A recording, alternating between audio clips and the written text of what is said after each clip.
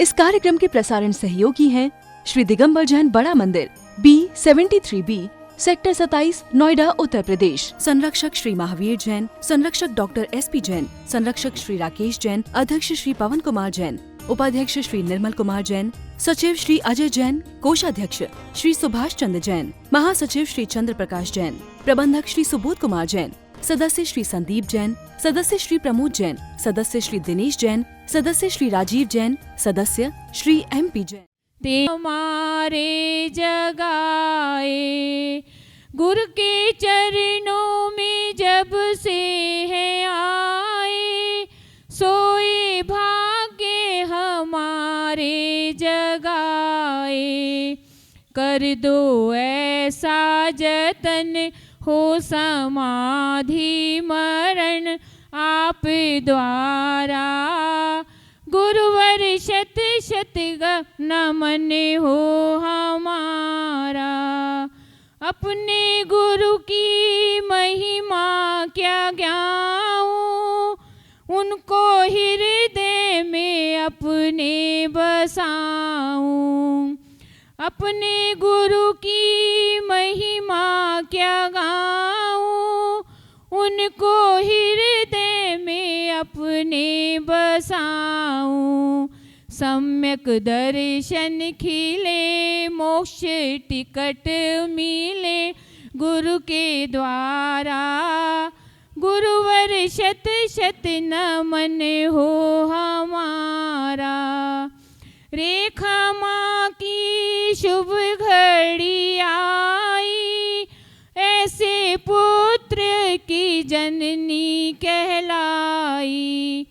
रेखा माँ की शुभ घड़ी आई, ऐसे पुत्र की जननी कहलाई। स्वयं शिव पथ चले माँ के तारण बने, गुरु से दीक्षा दिलाओ तारा, गुरुवर शत शत नमन हो हमारा। पुस्तक लिखी गई है भजनों की संग्रह, जिसमें माता जी के द्वारा ही रचित भजन लिखे गए हैं। उसमें सीधे ही हम पूज्य गुरुदेव के चरणों में चलेंगे और पूज्य गुरुदेव से निवेदन करेंगे कि हे गुरुदेव, हमें अपनी अमृत वाणी से हम भक्तों के जीवन के मार्ग को प्रशस्त करें, सार्थक करें, सफल करें। कभी फूलों में कभी कांटों में, कभी फूलों में कभी कांटों में जिंदगी खिला करती है, गुरुदेव की वाणी में मिश्री सी घुला करती है। इनके चरणों में रख दो अपना माथा बंधुओं, इनके चरणों में रख दो अपना माथा बंधुओं, इनके चरणों की धूल बड़ी मुश्किल से मिला करती है। तो जिनेंद्र भगवान की प्रतिमा के दर्शन के बाद हम अपने अंदर छुपी हुई प्रतिभा को खोजने का प्रयास करें, और यूं कहना चाहिए कि मंदिर की प्रतिमा आपकी प्रतिभा को उजागर कर देती है, तो कोई बड़े आश्चर्य की बात नहीं है। अंतर इतना है, प्रतिमा के सामने जाकर आपके भाव कैसे हैं। मंदिर में आने के बाद में आपके मन की तरंगे कैसे हैं। मंदिर में बैठने के बाद में आपकी मन मस्तिष्क में क्या चल रहा है। मंदिर में पूजन करते समय आपके दिमाग में उथल पुथल क्या चल रही है। मंदिर में अभिषेक के समय आपके मन कहाँ भाग रहा है। यह सब चीजें आपके जीवन को सार्थक और व्यर्थ कर देती हैं। आज वर्तमान में मंदिर में दर्शनार्थी 500 हैं, पूजक 200 हैं और अभिषेक करने वाले 25 हैं। ये वर्तमान की व्यवस्था है कि अभिषेक करने वाले 25 हैं, पूजक 200 हैं और मंदिर दर्शनार्थी 500 हैं। तो क्या जो 500 लोग हैं उनका अभिषेक का पुण्य नहीं है? उनका भी अभिषेक करने का पुण्य है, लेकिन वह अपने पुण्य को जागृत नहीं कर पा रहे। चलिए, महिलाओं की व्यवस्था नहीं है इस मंदिर में। जब अभिषेक भगवान जी का होता है तो उस समय कई सारे पुरुष वर्ग भी मंदिर में मौजूद होते हैं, लेकिन वह भगवान के अभिषेक कर ही नहीं पाते। उनका पुण्य है कि वह मंदिर में आ गए, पुण्य संयोग से अभिषेक देख रहे, लेकिन इतना पुण्य नहीं है कि वह अपने मस्तक को भगवान की रज से पवित्र कर सके। इसके लिए पुण्य चाहिए, भाग्य चाहिए, सौभाग्य चाहिए, जब जाकर आपके जीवन का कार्य संपन्न हो पाएगा। तो मंदिर में आओ, पूर्ण मनोयोग से आओ। जिस तरह से आप कोई पिक्चर देखने जाते हो तो 3 घंटे के लिए फोन को साइड में कर देते हो, मूवी देखने जाते हो तो उसको एरोप्लेन मोड में डाल देते हो। क्यों? कि डिस्टर्ब ना हो। डीएनडी का बोर्ड लगा देते हो, डू नॉट डिस्टर्ब मी। लेकिन जब मंदिर में आते हो तो क्या उस समय फोन पे स्टेटस लगा के आते हो क्या कि 2 घंटे मंदिर में हूं, जब तक कोई संपर्क ना करे? बाहर जाते हो तो लिख देते हो कि I am not in India, not call मी। लेकिन जब टेंपल में होते हो, जब कोई नहीं लिखता कि I am not available to horse, not call me. विचार करिए, मंदिर में आने के समय यदि एक व्यक्ति ने भी शेर लगाना प्रारंभ कर दिया ना कि मैं मंदिर में हूं, 30 मिनट तक मुझे कॉल या एसएमएस नहीं करना, तो पढ़ने वाला सोचेगा ये कितना नेक काम हुआ है, और अगले दिन से वही भी ये काम करना प्रारंभ कर देगा। और कम से कम तुम्हारा नाम धर्मात्मा की श्रेणी में तो आएगा। खाने पीने के, घूमने फिरने के स्टेटस सिंबल बहुत लगाते हैं, लेकिन मंदिर में जाकर मंदिर वाले सिंबल कौन लगाता है? आज वर्तमान की विकट परिस्थिति है, कितना कि संकट निकट है और परिस्थिति विकट है। यहां पर हजारों की भीड़ में इंसान को यही नहीं पता है कि उसका अपना कौन है और पराया कौन है। जो पड़ोस में रह रहा है हो सकता है कि वही पराया निकल जाए, और जो दूर क्षेत्र में रह रहा है हो सकता है कि वही अपना निकल जाए। मैं अक्सर कहता हूं कि पड़ोसियों से संबंध अच्छे बनाकर रखो, पड़ोसियों से संबंध हमेशा अच्छा बनाकर रखो, क्योंकि अंतिम समय में कंधे पर ले जाकर पड़ोसी ही ले जाता है। बेटा तो वो लेकर चलता है, क्या कहते हैं उसको आगे, जो पिंडी हंडी क्या होती है, बेटा तो हंडी लेकर चलेगा लेकिन कंधे पे पड़ोसी उठाएगा। इसलिए हमेशा ध्यान रखो, पड़ोसी से संबंध मधुर होना चाहिए, रूम में रहने वाले से संबंध अच्छे होना चाहिए, क्योंकि सबसे पहले सुख दुख में आपके कमरे में रहने वाला ही काम में आएगा, कमरे के बाहर रहने वाला काम में बाद में आएगा, जब समाचार मिलेगा। घर वालों के साथ में मधुर संबंध करोगे तो बाहर वालों के साथ मधुर संबंध अपने आप हो जाएंगे। मंदिर में उठने बैठने वालों के साथ संबंध मधुर करोगे तो बाहर वालों के साथ संबंध मधुर अपने आप हो जाएंगे। लेकिन जब तुम्हारे अंदर ही संबंध सही नहीं है तो बाहर संबंध कैसे सही होंगे? जब तुम्हारे घर वालों से तुम प्रेम से नहीं बोलते तो तुम बाहर वालों से क्या बोलो? कम से कम भगवान के मंदिर में कोई बोले कि भाई साहब मुझे ये किताब ला कर दे दो, तो बोला ठीक है ला के देता हूं। आज आप उसको किताब ला कर दे रहे हो सकता है कि जब आपकी अवस्था हो जाए तो उसके बच्चे आपको बैठने के लिए कुर्सी ला कर दें, तो कोई बड़ी आश्चर्य की बात नहीं है, क्योंकि गिवन टेकन का रूल है यहां पर कि जैसा दोगे वैसा आपको मिलता है, चाहे दुख हो चाहे सुख। हमेशा मैं एक बात कहता हूं, कोई आदमी आपके सामने क्रोध में बात कर रहा है, कब तक क्रोध में बात करेगा? जब तक आप क्रोध में नहीं बोलोगे। और वो आपसे क्रोध में बोल रहा है, बोले कोई बात नहीं चलेगा, 2 बार बोलेगा 3 बार बोलेगा, वो सोचा यार मैं ही पागल हूं जो मैं एनर्जी इन्वेस्ट कर रहा हूं। और तुमने क्रोध में क्रोध करना प्रारंभ कर दिया तो क्या होगा? तो ज्वार भाटा हो जाएगा, ज्वालामुखी हो जाएगा और बात बिगड़ जाएगी। बात को बनाना है तो शांत रहो, और बात को बिगाड़ना है तो बोलते रहो। आज वर्तमान में महात्मा गांधी जी के 3 स्टैचू देखते हो आप, कौन कौन से स्टैचू हैं? बुरा मत देखो, बुरा मत सुनो और बुरा मत बोलो। 3 बंदर होते थे ना गांधी जी के, होते भी होंगे चौराहे पर, कि बुरा मत देखो, बुरा मत बोलो और बुरा मत सुनो। लेकिन गांधी जी आज वर्तमान में होते तो मुझे लगता है वह कहते कि 3 बंदर की आवश्यकता नहीं है, मात्र 1 बंदर की आवश्यकता है। यदि गांधी जी वर्तमान में होते तो कहते मुझे 3 बंदर बनाने की आवश्यकता नहीं थी, मुझे तो 1 बंदर बनाने की आवश्यकता थी। वह था बुरा मत सोचो। क्या? बुरा मत देखो, बुरा मत बोलो, बुरा सोच छोड़ दो, बुरा मत सोचो। क्योंकि बुरा सोचोगे तो बुरा देखोगे, बुरा सोचोगे तो बुरा बोलोगे, और बुरा सोचोगे तो बुरा सुनोगे। इसलिए तो कहते संतों की संगति में आओ, बुरा खाओ और बुरा बोलना छोड़ दो।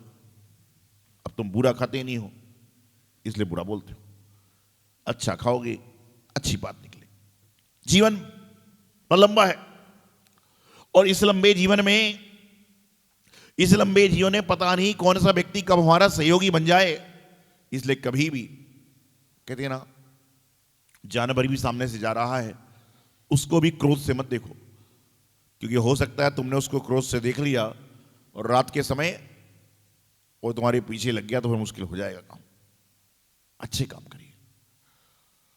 पोस्टमैन के पास में चिट्ठी बहुत सारी होती है, लेकिन चिट्ठी उसी को मिलती है जिसका पता होता है, और पता लेने वाला ना हो तो डाकिया डाक देता नहीं, वापस ले जाता है।